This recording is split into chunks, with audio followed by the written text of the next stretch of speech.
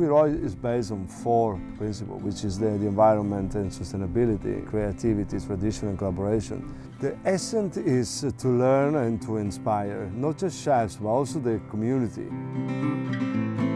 Some of the world's best chefs have come together for an event called Cook It Raw. The previous 5 Cook It Raw events have been held at locations in Europe and in Japan. And for their first U.S. Cook It Raw, they're here in Charleston, South Carolina. We wanted to find out why Low Country cuisine was the perfect place to begin. I thought it was kind of the epitome of what I was looking for, like confluence of culture, very unique. I was invited to Cook It Raw Japan. Had really a life-changing experience. Alessandro was talking about doing one in America. When he asked me if I thought Charleston would be a good place, I mean, absolutely. This is one of the few places in America that, has a truly defined cuisine with the history behind it. That's really kind of what Cook It Raw is all about, is looking at all aspects of every cuisine and culture and learning from it, and using that to be inspired and move forward and learn. I know New York, Chicago, Los Angeles, but for me it's a big surprise. That is United States. It's just got so much history.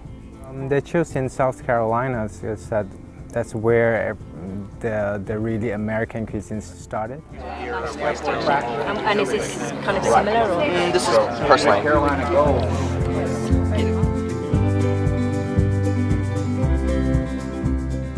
Cook It Raw in Charleston is important because when you think about American cuisine, the first thing that should come to mind is the cuisine of the South, and especially Low Country cuisine, because in many ways it is one of the few defining cuisines of America.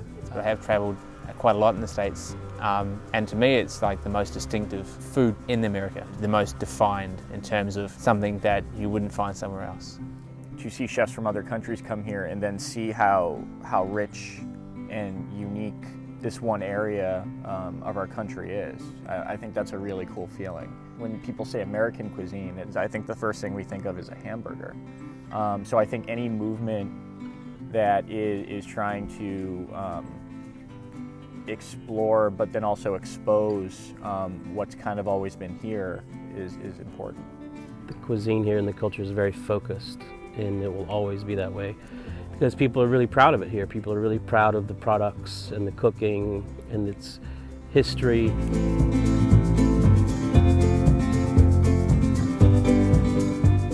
Okay. Okra. Oh, wow.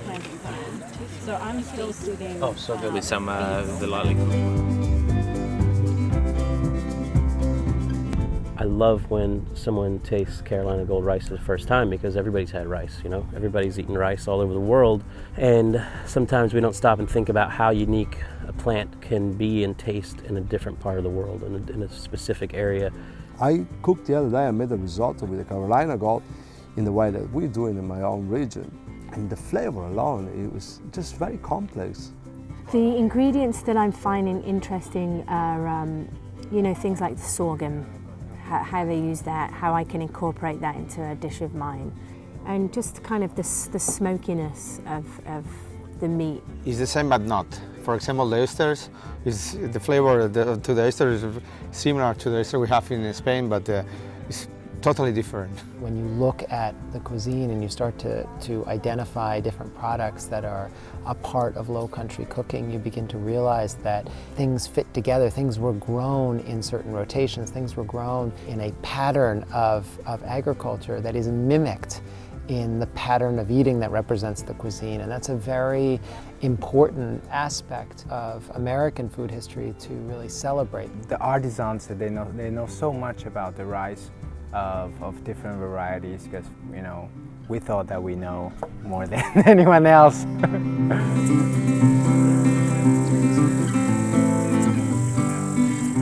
One of the things that I want people to take away is the lesson that I've learned here, and that's how cultures and cuisines interact and shape each other. Once you start hearing the history and why this cuisine and culture is what it is, then you will hopefully go back home and start to think about the same things if you hadn't already. You know? I'm sure when I come back to Barcelona, I have a lot of ideas to make in home with my style, but the references are from the United States. I'm sure.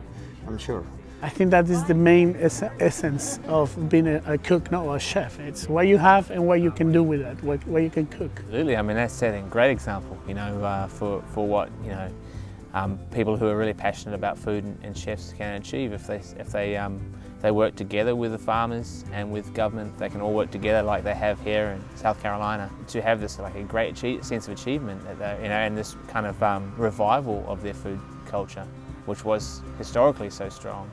I think that's really, you know, admirable. So the guys come from all over the world with different cultural background. They meet and they meet new products. They meet different minds. They learn new stories, and after they interpret that into a dish. You know, it's like you can put that into your little Bible, you know, and use it later.